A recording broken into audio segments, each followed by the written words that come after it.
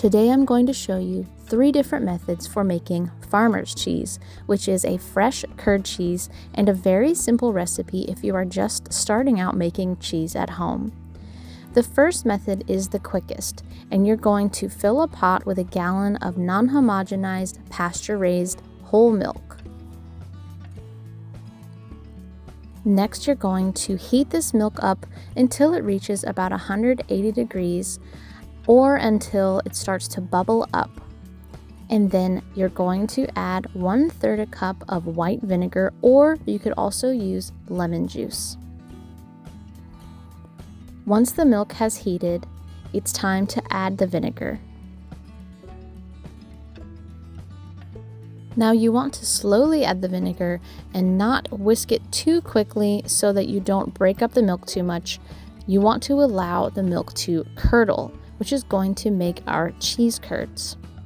Once you have distributed the vinegar throughout the milk, you're going to let it sit for 30 minutes.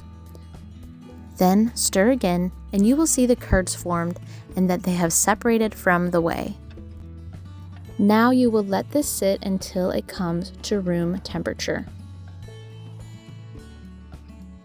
Once your cheese mixture has come to room temperature, it's time to strain all of that whey so that we can get our cheese curd product. I find that a cheesecloth folded in 4 works great for this part, and I set it over a sieve on top of a bowl. And now it's time to start squeezing the whey out.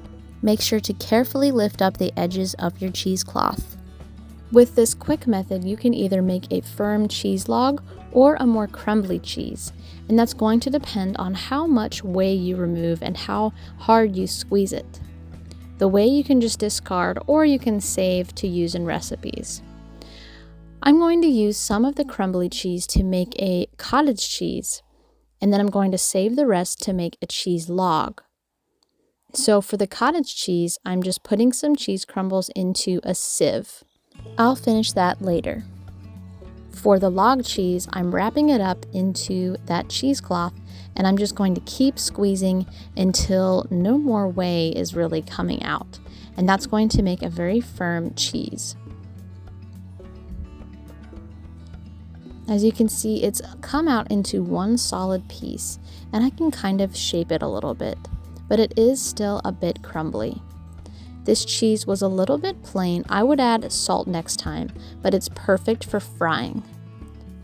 To make a nice creamy cottage cheese, you're just going to add some salt to those crumbles and as much cream as you like. I like to make my cottage cheese nice and creamy.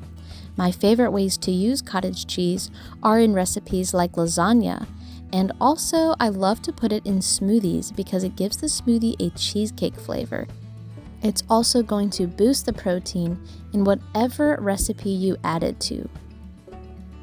With the more firm farmer's cheese, I slice it into little circles like this, and I fry it on a skillet until it's nice and browned. I add plenty of salt and dates, and it makes a high-protein, delicious snack. The next method to make farmer's cheese that I tried is by using yogurt, which came out very flavorful. If you don't know how to make yogurt, I will link my tutorial in the description box below. But with this, you're not going to strain it. Once you make the basic yogurt, you're going to heat it back up again until the whey begins to separate.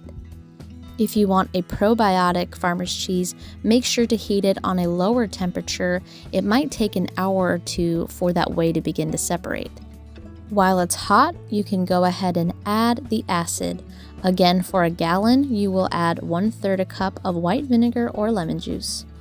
Then you will let it come to room temperature, and you will strain it again.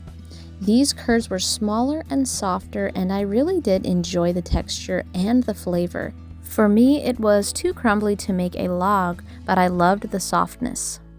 The final method I'm going to share for making farmer's cheese is a more traditional method, and that is by using raw milk. Let raw milk sit out on the counter for 2 to 3 days to clabber, where the milk solids will separate from the liquid a bit. That's going to create a lactic acid that will allow the milk to curdle itself when we heat it. So carefully scoop the milk solids and the liquid into a pot, trying not to break up those milk solids, and heat on low for 1 to 2 hours until you can see that the milk has curdled, and then you're ready to strain it.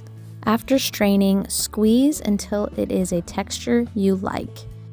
This traditional method made a somewhat tart cheese, and it may take some getting used to for you if you are used to more mild cheeses. To me, it tasted like kefir if you've ever made kefir at home. This traditional method has been used throughout history in many different cultures. For example, it's called Tvorog in Russia or quark in England and Germany, and it came out very soft and more of a delicate but tart cheese. For more details and the full recipes, I will link my blog post in the description box below.